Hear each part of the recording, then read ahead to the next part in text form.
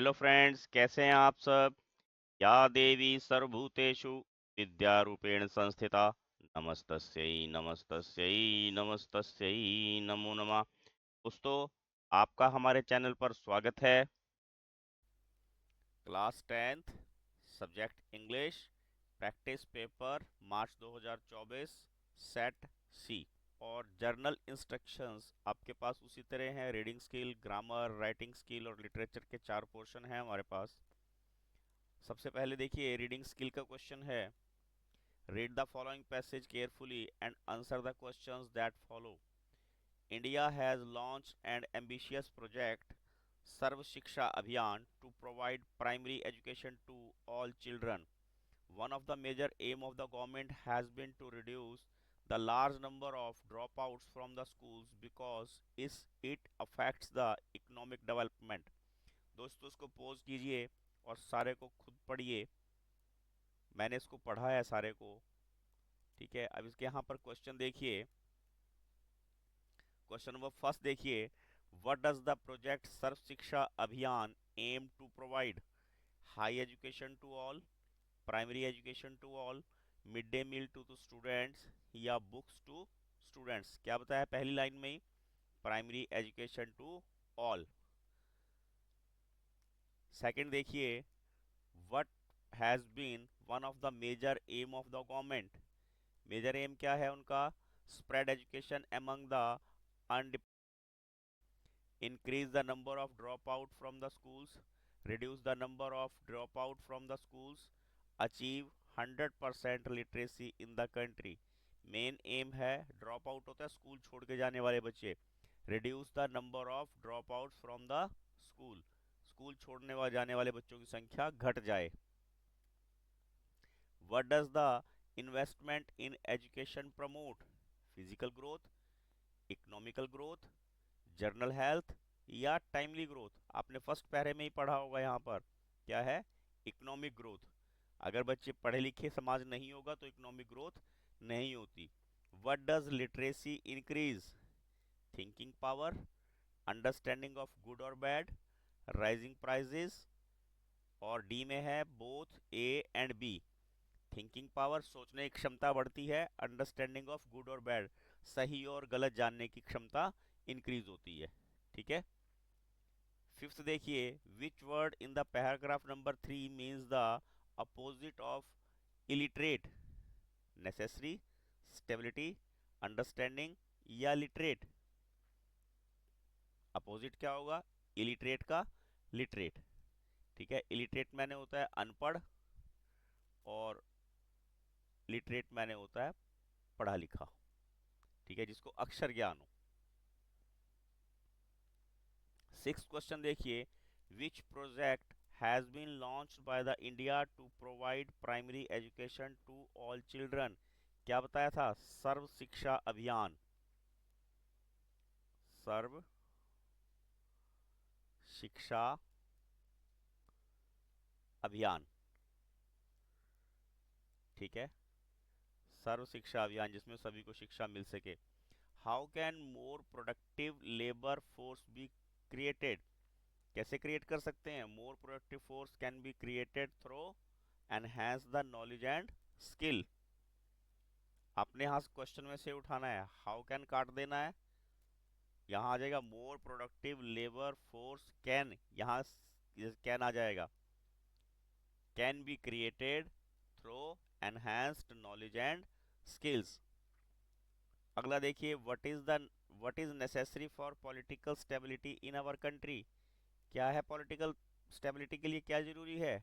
Literacy in common people, ठीक है। Question का बहुत सा भाग हमें आंसर में काम आ जाता है। देखिए, लिटरेसी इन कॉमन पीपल, यहां से व्हाट काट दीजिए, is necessary for political stability in any country, ठीक है। नेक्स्ट देखिए, how is the journal health of unskilled and untrained works?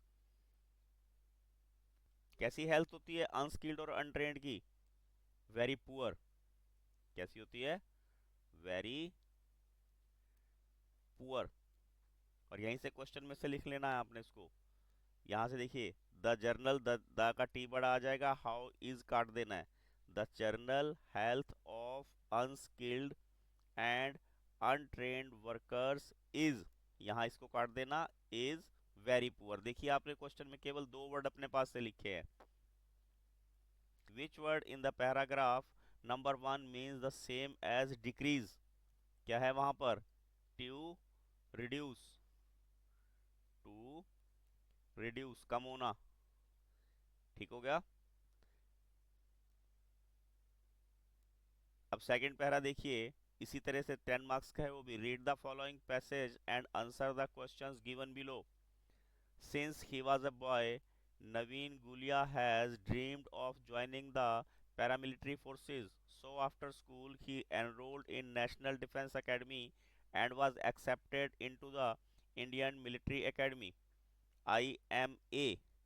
ठीक है, इसको पहरे को आप खुद पढ़िए, पॉज कीजिए और इसको पढ़िए। ठीक है, मैं इसको पढ़ चुका हूं और इसके क्वेश्चन आंसर देखते हैं। Whose life story has been depicted in the passage? किसकी बात कर रहे हैं यहाँ पर वो? The life story of a boy named नवीन गुलिया। वैसे क्वेश्चन में सी मैक्सिमम उठाना है। The life story of a boy named Naveen Gulia has been depicted in the passage. अगर कोई बच्चा नवीन गुलिया लिखाएगा तब भी उसको एग्जामिनर जरूर नंबर देंगे। Where did Naveen Gulia get enrolled himself after school? कहाँ करा था? एनडीए में, नेशनल डिफेंस एकेडमी में। यहीं से लिखना है। After school he enrolled himself in the national defence academy. After school Naveen enrolled himself in NDA, national defence academy. What does IMA stands for? ऊपर लिखा हुआ है इंडियन मिलिट्री एकेडमी। देखिए यहाँ पर लिखा है इंडियन मिलिट्री एकेडमी। बिल्कुल इजी है आपके लिए ये। In which year Naveen Gulia got paralysed from the shoulders down? कौन सी ईयर में हुआ था? 1995। पहरा पढ़ा होगा आपने सारा। कब हुआ था? In 1995। In which subject did Gulia complete his master degree? Master degree किस में करी थी उन्होंने? कंप्यूटर मैनेजमेंट में। ठीक है ना, यहीं से क्वेश्चन में से लिखना है। इसको शुरू से को कट कर दीजिए। Gulia completed his master degree in computer management. ठीक हो गया। सिक्स्थ देखिए, since his boyhood Gulia had dreamed of joining air force, navy, paramilitary forces या ऑल ऑफ द अबव। क्या था उसका एम? पहरा पढ़ा है ना आपने, पैरामिलिट्री फोर्सेस में ज्वाइनिंग का उसका एम था। How many years did Gulia spend in hospital after the accident? कितने साल लगे थे उनको? 2 ईयर, 3 ईयर, 4 ईयर और 5 ईयर? 2 ईयर्स, पहरे में बिल्कुल स्पष्ट लिखा हुआ है। When did Gulia make a record for Limca book? 2005, 4, 3 और 1? 2004। अगला देखिए, how much time did Gulia take to drive non stop from Delhi to Leh? 60 hours, 50 hours, 70 hours या 55 आवर्स? कितने थे वो? 55 आवर्स।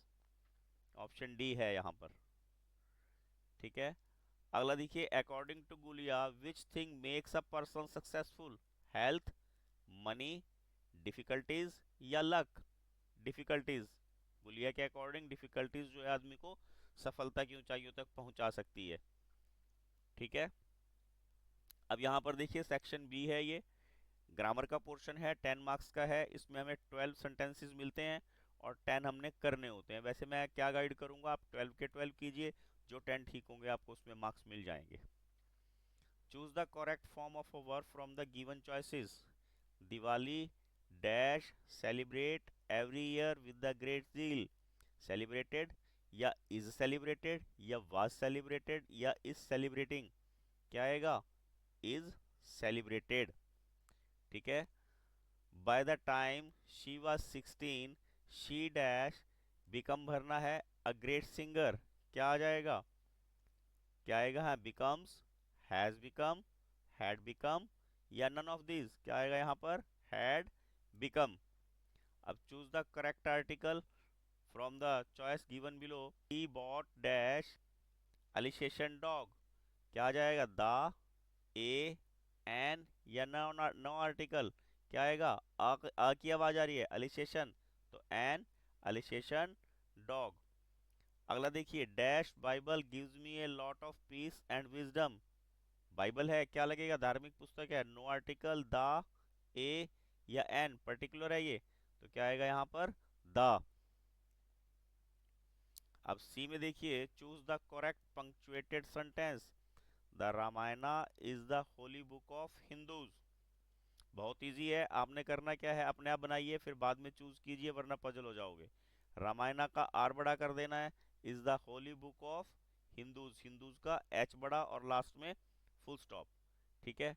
अब यहाँ पर देखिए, यहाँ एच छोटा है और यहाँ पे क्वेश्चन मार्क लग गया है, तो ऑप्शन कौन सा बनेगा? अब यहाँ पर हमारे पास दिखते हैं एक बार, और मैंने ये डी ऑप्शन हमारे पास यहाँ सही आंसर है।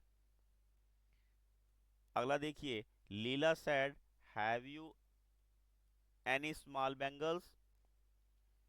अब देखिए, लीला का क्या हो जाएगा? एल बड़ा हो जाएगा, सेड के बाद क्या आ जाएगा? Comma, inverted commas begin, have का एच बड़ा, ठीक है, have you any small bangles, bangles के बाद क्वेश्चन मार्क आएगा, ठीक है, उसके बाद क्या आ जाएगा? Inverted commas close. Inverted commas question के बाद क्लोज होने चाहिए, देखिए यहाँ इन्होंने गड़बड़ किया हुआ है, आप पजल नहीं होंगे, तो आपके पास बी ऑप्शन आ जाएगा। Choose the correct modal from the choices given below. We dash leave for Goa in the morning, dare, must, need या शैल? वी शैल, सुबह जाएंगे, ठीक है ना। अगला देखिए, if he had money he dash by A car, should, would, can और must? मस्त तो हो ही नहीं सकता, तो क्या आ जाएगा? वुड, ठीक है ना। अगला देखिए, choose the correct suitable option showing the transformation of the following simple sentence into complex sentences using adjective clauses. और सेंटेंस क्या है? I want to talk to this man, क्या आ जाएगा? This is the man to whom I want to talk, ठीक है। देखिए कहाँ है, लिख लेता हूं यहाँ, क्या आ जाएगा? This is the man to whom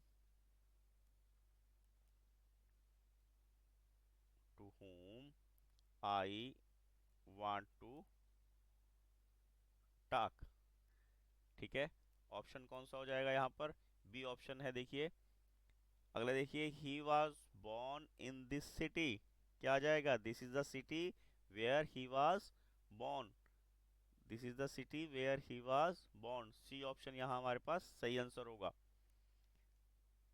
अगला देखिए, choose the correct non finites from the choices given. Dash gamble is a crime, क्या आ जाएगा? गैम्बलिंग, ठीक है ना, गैम्बलिंग इज अ क्राइम। अगला देखिए, it is easy dash others, क्या आएगा? टू एडवाइज, क्या आ जाएगा? To advise others. अब देखिए सेक्शन सी, सेक्शन सी में पास राइटिंग स्किल है। Write a letter to your friend congratulating him on his success in the examination. अपने दोस्त को परीक्षाओं में सक्सेस होने पर आपने कॉन्ग्रेचुलेशंस के लिए एक लेटर लिखना है। हमारे पास वहां पर और कुछ नहीं दिया हुआ है, देखिए, तो हम इसलिए यहाँ पर एग्जामिनेशन हॉल लिख लेते हैं, और ये यहाँ हमारा सिटी का नाम आ जाएगा, और यहाँ डेट, जिस डेट को हम लिख रहे हैं वो डेट लिखनी है। अब जो लिख जिसको, ये तो हमारा सेंडर का एड्रेस हो गया, और ये क्या हो गया?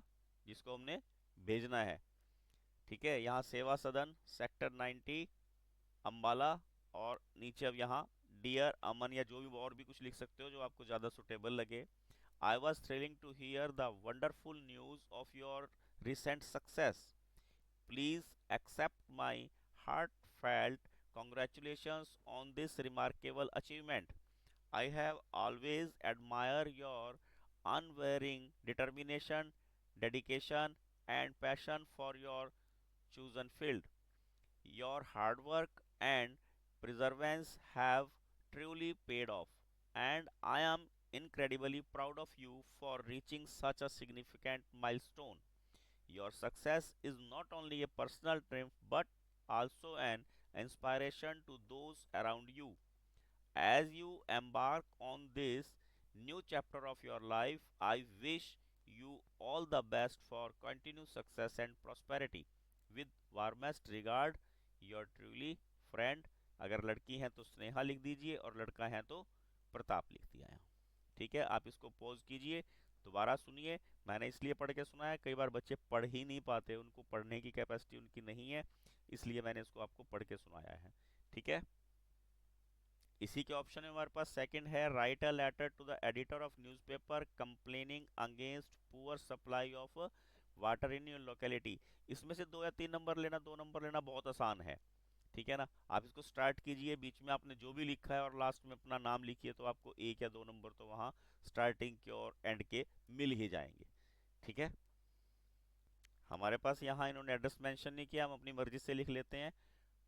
941 सेक्टर 13 अंबाला, और यहाँ डेट लिखनी है जिस डेट को आप पे लिख रहे हैं।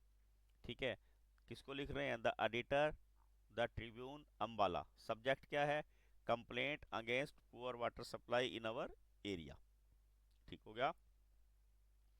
उसके बाद देखिए, sir through the columns of your esteemed newspaper, I wish to express my deep concern about and frustration over the persistent issue of poor water supply in Sector 13. We have been facing irregular and inadequate water supply since last 6 months. The water supply is erratic and smelly. This situation is not only disrupting our daily routine but also posing a serious threat to our health and well-being. Despite repeated complaints to the concerned authorities, no significant action has been taken to address this issue.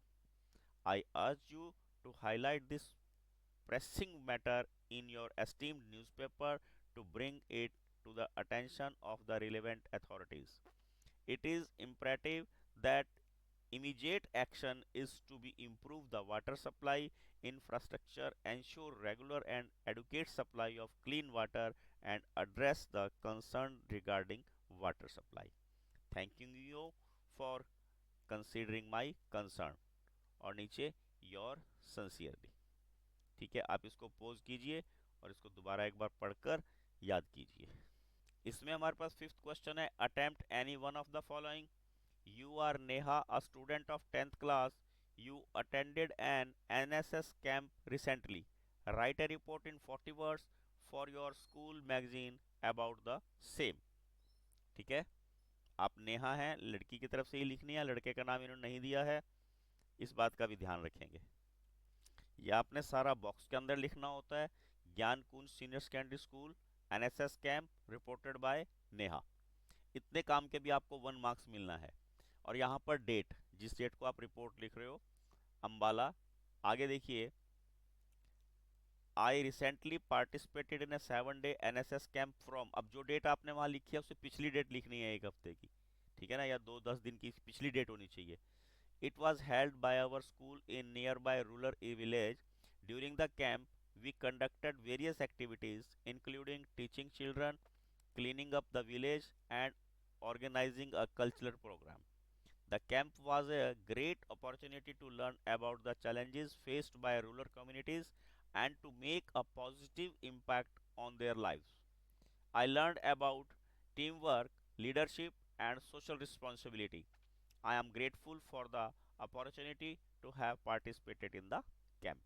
आप इसको pause कीजिए और इसको note down करके learn कीजिए। इसी के option में क्या एक और क्वेश्चन दिया हुआ है, suppose you are Rohit, your friend Naman wants to know about your school library. Write down the conversation between you and your friend. देखिए हमने नमन है, I have heard that your school library is very pretty amazing, can you tell me about more about it. इसको आप पढ़िए और इसको स्वयं learn कीजिए। पॉज कर लीजिए इसे एक बार, तभी आप इसको ढंग से पढ़ पाओगे। अब देखिए सेक्शन डी, यह लिटरेचर का सेक्शन है, 40 मार्क्स का है ये। Do any one of the passage given below and answer the question that follow. पहरे को आप पॉज कीजिए और इसको ध्यान से पढ़िए। मैं पढ़ चुका हूँ इस पहरे को, क्योंकि पहले पढ़ना पड़ता है तभी इसके क्वेश्चन मैं आपको ठीक से करा पाऊंगा। नेम द चैप्टर, कौन सा चैप्टर है? From the diary of Anne Frank. Who does I refer to, कौन है यहाँ, किसके लिए लगाया आई? एनी फ्रैंक के लिए। किसके लगाया? Anne Frank. Who does have more patience than people, किन में होती है मोर पेशेंस? पेपर। क्या लिखेंगे यहाँ? पेपर। हु काट देना है आपने। Does have more patience than people, आपने पेपर यहाँ पे हु की जगह लगा देना, क्वेश्चन मार्क यहाँ से हटा देना है। ठीक है। अगला देखिए, who does the phrase stiff backed notebook refer to. अब स्टिफ बैक्ड नोटबुक क्या है? डायरी। क्या है? डायरी। ठीक है, डायरी के लिए लगाया यहां पर ये। अगला देखिए, which word in the passage means same as sad. क्या है यहां पर? पढ़ा होगा आपने, डिप्रेस्ड। क्या है? डिप्रेस्ड। ठीक है। सेकंड लाइन में ही आपने देखा होगा, यहां पर ये लिखा हुआ है। नेक्स्ट देखिए, नेक्स्ट पैरा, इसको पॉज कीजिए, पढ़िए। यहां से आपको पहली नाम तो ऐसे ही पता लग गया, मिज लिखा हुआ है यहां पर। और क्वेश्चन आंसर देखिए, name the chapter from which the passage has been taken. Mijbil the otter. क्या नाम है चैप्टर का? Mijbil the otter. With which thing would Mij play for hours, किसके साथ खेलता था वो? टॉयज के साथ, जो पिंग पोंग बॉल्स थी, मार्बल थे। पहरे में से ही आप इसको उठा कर लिख सकते हैं। देखिए यहाँ लिखा हुआ है सेकंड लाइन में, he would play for hours with, यहाँ सारे में देखिए toys, ping pong balls, marble, rubber, fruits, यहाँ तक आप इसको लिख लेंगे। ठीक है, पहरा पढ़ के आपको तुरंत ध्यान आ जाएगा, मुश्किल नहीं होता ये। Which thing Mij invented a game of his own. किससे इन्वेंट की थी उसने गेम? पिंग पोंग से। क्या लिखेंगे आप यहाँ? ही, मिज ऐसे लिख दो, Mij invented a game of his own with, या क्वेश्चन मार्क हटा देना है, विद पिंग पोंग बॉल। ठीक है। Who is the Mij? Mij was the pet otter of Maxwell. ठीक है ना, यहाँ लिखिए, मिज वाज द पेट, उसका पालतू ऑटर था वो, ऊद बिलाऊ, otter of Maxwell. What does the word engrossed means here? engrossed मैंने क्या होता है? अपने आप को व्यस्त रखना, अंगेज रखना। kept busy कर दो यहाँ पे, kept busy। ठीक हो गया। नेक्स्ट देखिए, सेवंथ क्वेश्चन है। इसमें हमें चार दिए हुए हैं क्वेश्चन, हमें टू करने होते हैं। Why is 10th में 1994 important for साउथ अफ्रीका? ये लॉन्ग वॉक टू फ्रीडम से है। क्यों था 10th में? क्योंकि उस दिन क्या हो रहा था? फर्स्ट डेमोक्रेटिक जो इलेक्शन हुए थे, उसमें नेल्सन मंडेला की गवर्नमेंट बन रही थी। ठीक है ना, उस दिन उनको जो है वो प्रेसिडेंट ऑफ साउथ अफ्रीका जो है चुना जा रहा था। और वो कैसे थे? वो ब्लैक थे, उससे पहले जो है वहां पर गोरे लोगों का ही राज हुआ करता था। ठीक है ना, यहाँ लिख दिया हमने। देखिए 10th में 1994 is the important for south Africa because the first democratic and non racial government elections were held on this day in the country. Nelson Mandela was elected as a first black president of the country. This day symbolized the victory of good over bad. This day remarked an end to the policy of apartheid. On this day, the period of liberty for the black people started after more than 300 years of white supremacy. ठीक है। Next देखिए, how did the women in the control room react when the writer asked about another aeroplane. वो surprise हो जाती है, वो shocked हो जाती है। क्यों? क्योंकि तूफान का दिन है और इस दिन जो है और कोई प्लेन जो है आकाश में उड़ ही नहीं रहा है। क्या रीजन था? There was no such plane. आप इसको पॉज कीजिए और इसको नोट कीजिए। नेक्स्ट देखिए, describe the wild life of Coorg. Coorg की वाइल्ड लाइफ कैसी थी? Full of diversity. लिख दिया हमने यहाँ पर, the wild life of Coorg is full of diversity. आप इसको पॉज कीजिए और पढ़कर एक बार लर्न कीजिए। अगला क्वेश्चन देखिए, why did Lomov want to get married, क्यों शादी करना चाहता था वो? क्योंकि पहले ही ओवर एज हो गया था। ये प्रपोजल वाले चैप्टर में से है, ठीक है ना। लोमो जो है वो पहले ही ओवर एज हो गया था, उसको ये था कि अभी भी अगर शादी ना हुई तो फिर कभी भी शादी देखिए हमें नहीं हो सकती। Lomov wanted to get married as he was already 35 years old. ठीक है, इसको आप पढ़िए ध्यान से, पॉज कीजिए और एक बार लर्न कीजिए। क्वेश्चन नंबर 8 देखिए, attempt any one of the following questions. लैंचो had deep and indomitable faith in God, elaborate this sentence. लिख देते हैं इसको। देखिए हमने यहाँ लिख दिया, आप इसको पढ़िए खुद। लैंचो was a poor but hard working farmer, his crop was destroyed completely because of hailstone. आपको बहुत अच्छे से पढ़ना भी आएगा और लिख भी पाओगे आप इसको। पॉज कीजिए और इसको ठीक से लिखिए, ठीक है। इसको दोबारा एक बार आप देख सकते हैं ध्यान से। नेक्स्ट देखिए इसी के ऑप्शन में है और में है हमारे पास, the sermon at Banaras is about a universal truth of life, discuss. देखिए, yes the sermon at Banaras is about a universal truth of life and the universal truth of life is the death is an inseparable part of the life. Death is inevitable. We need to overcome the suffering and pain that follow. This fact is illustrated through the story of Kissa Gautami. Her only son had died. She wandered looking for someone who would revive her son. Buddha told her to get a handful of mustard seeds from a house where no one have ever died. After failing to produce a handful of mustard seeds from such a house, she sat down by the roadside. She was feeling helpless and tired. She considered the mortal nature of man. She saw the lights of the city that flickered and were at last. It was darkness everywhere. She realized that death was common to all and she was being selfish in her grief. This is what Buddha wanted her to understand, that everyone who is born has to die one day.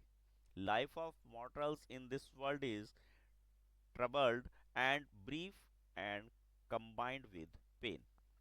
ठीक है, इसको pause कीजिए और एक बार note करके इसको याद कीजिए। अब क्वेश्चन नंबर 9 देखिए, attempt any one of the following stanza. इसको पढ़िए, स्टैंजो को मैं इसको पढ़ चुका हूं। What does the phrase beasts of prey means?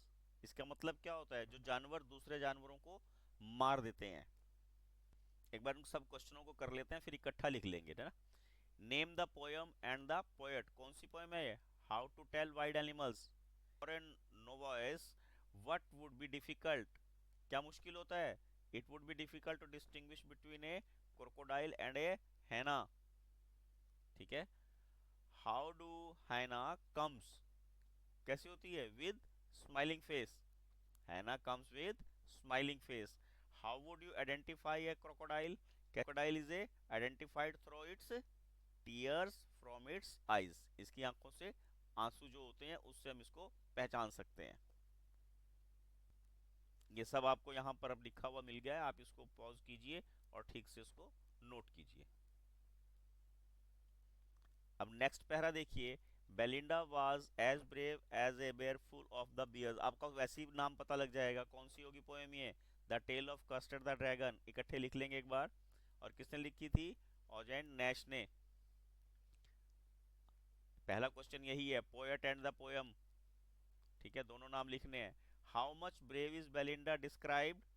अब यहाँ पर बेलिंडा को कैसे ब्रेव डिस्क्राइब किया गया है? Belinda is described as a brave as a group of bears. ठीक है। How much brave are Ink and Blink described, उनको कैसे बताया गया है? Ink and Blink are brave enough to hunt a lion. ठीक है ना, वो उसको शेर को भी जो है उसका शिकार कर सकते हैं। How much brave is Mustard described, कैसे दिखाया है उसको? Mustard is as brave as an angry tiger, जैसे गुस्से में शेर हो। For what did Custard always cry, किससे चिंगाड़े मारता है वो? Custard always cries for a safe cage. ठीक है, लिख देते हैं इनको सबको भी एक बार। इसको पॉज कीजिए और पॉज की करके इसको नोट कीजिए अपने पास। ठीक है, अब नेक्स्ट क्वेश्चन देखिए, 10th। Attempt any two of the following questions. 3 3 marks के हैं हमारे पास ये क्वेश्चन, 4 हमें दिए हुए हैं।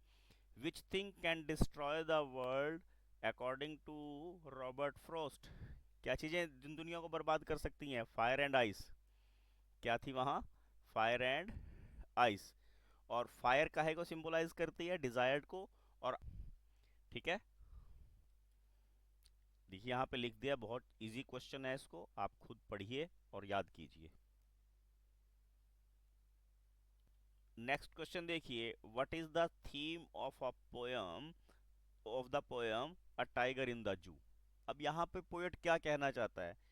वो जो जंगली जानवर हैं उनके बारे में कहना चाहता है ना, कि उनको भी फ्रीडम की आवश्यकता होती है, वो भी स्वतंत्र रहना चाहते हैं अपने नेचुरल हैबिटेट में, और वो मानते हैं कि दुनिया में हर एक को फ्रीडम की आवश्यकता होती है।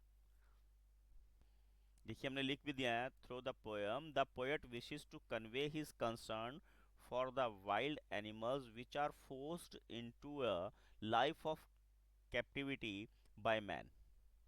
Love for freedom is the natural instinct of every living being. Everyone loves freedom and does not want to live in confinement, so man should not harm and destroy wildlife. Wild animals are not meant to be caged and displayed in the zoo. ठीक है, next देखिए, why did the poet not offer the boy money to buy another ball? क्या था main reason? क्योंकि वो ये चाहता था कि बच्चा जो है जीवन में कुछ खोना भी सीखे। ठीक है ना, the poet want the boy to learn about the loss is a part of life. खोना और पाना जिंदगी का हिस्सा है। पोएट ये चाह रहा है कि बच्चा ये सीख जाए। देखिए, the poet does not offer the boy money to buy another ball. The reason is that the poet want to boy to learn that loss is a part of a life. The poet wants that boy should learn how to accept the loss of worldly possessions. It is the nature of life that things are found and lost too. Nothing remains with us forever. We have to be brave enough to understand and accept the inevitability of loss. इसका fourth देखिए, how is the night described in the poem the trees. Night को कैसे describe किया गया है? The night is described with the use of effective imagery. इसके मैंने क्या होता है? कल्पना। The night is full of freshness, the whole moon shines, the smell of leaves and lichen reaches those inside the captivity like a voice coming from far away. The trees block the view and make the moon appear like a broken mirror on the crown of the oak. Next है हमारे पास, फिर यहाँ पर 4 question दिए हुए हैं जिनमें से हमने 2 अटेम्प्ट करने हैं। Had Anil really forgiven Hari Singh? Support your answer with evidence. देखिए, Anil had forgiven Hari Singh, it is evident because Anil made tea and gave a 50 rupee note to Hari. He told Hari Singh that he would now be paid regularly. Hari Singh was aware that Anil knew about the theft, but he did not say anything. ठीक है, next देखिए, why did Mrs. Hall believe that the house was haunted? One day, Mr. and Mrs. Hall peeped into Griffin's room. They found nobody there. Suddenly, Mrs. Hall heard a sniff close to her ear. The hat leapt up and dashed itself into her face. Then the bedroom chairs sprang into the air and pushed them both out of the room. These things made her believe that the room was haunted. Next देखिए, write a short note on the role of Richard's mother in his success. हमने पिछले प्रश्न पत्र में बताया था कि जो रिचर्ड्स की मदर थी उसको साइंटिस्ट बनाने में उसका सबसे बड़ा रोल था, क्योंकि वो उसकी ज़रूरत की चीज़ें उसको प्रोवाइड करती थी, उसके काम में उसकी हेल्प करती थी। ठीक है, इसको यहाँ पोज कीजिए, मैंने लिख दिया है ये, और इसको एक बार याद कीजिए आप। नेक्स्ट क्वेश्चन देखिए, वाई डिड भोली refuse to marry Vishambarnath? Vishambarnath से शादी करने को क्यों मना करा था भोली ने? क्योंकि विशंबरनाथ जो है उनसे, उसके पापा से दहेज मांग रहा था, पैसे मांग रहा था, डॉरी मांग रहा था, ठीक है ना। तो इस वजह से उसने उससे शादी करने से मना कर दिया था। आपको बहुत अच्छे से याद होगा, भोली वाले चैप्टर से है ये। देखिए अब यहाँ आपने लिख दिया, आप इसको पढ़िए और एक बार इसको याद कीजिए। मुझे ऐसा इसलिए करना पड़ रहा बेटे, वीडियो बहुत लंबी हो जाती है, फिर उसको दिक्कत होती है आप लोगों को पढ़ने में। 12th क्वेश्चन देखिए, attempt many one of the following question. 6 marks का क्वेश्चन है। Describe the bond between Mrs Pumphrey and her pet dog Tricki. देखिए, Mrs Pumphrey was a rich woman who loved her dog Tricky very much. She wanted her dog to spend a comfortable and lavish life. She had maintained a wardrobe full of fancy fur coats, dresses, bed, etc. For Tricky. She used to overfeed him out of her love and concern. She used to serve him cod liver oil cod liver oil and malt between the main meal and Horlicks after dinner to give him strength. This made the dog lazy, inactive, and very fat. He started vomiting and Mrs. Pamphray got worried and made a frantic call to Dr. Harriet. Tricky was taken to his surgery. Even in the hospital, she continued to shower her love by sending eggs, wine, and brandy. After a fortnight, she was called to take back the dog home. This news made her say that it was a triumph of surgery. When Tricky saw his mistress, he jumped into her lap and he was also very happy to go home. ठीक है, आप इसको pause कीजिए और एक बार याद कीजिए। और इसका नेक्स्ट क्वेश्चन है, Matilda was an example of vanity. Vanity मैंने होता है घमंड, इसके ऊपर आपने कमेंट करने हैं। देखिए, Matilda was a very pretty young lady, but she was not satisfied with the poverty of her family. She hated her own humble surroundings and spent her time dreaming about a luxury life.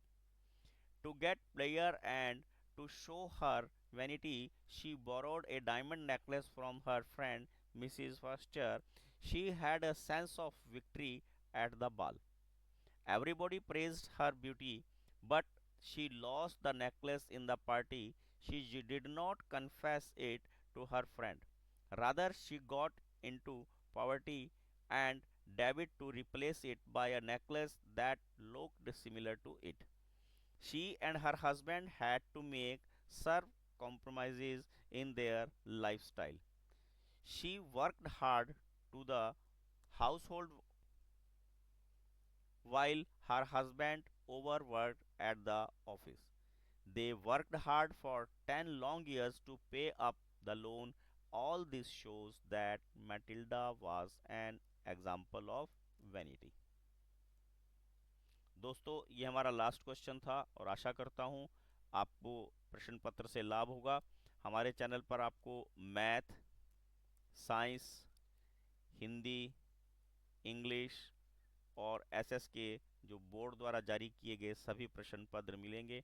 Please आप अपने मित्रों को भी इस बारे में ज़रूर बताएं। Please like, share and subscribe my channel. Thank you. Have a nice day.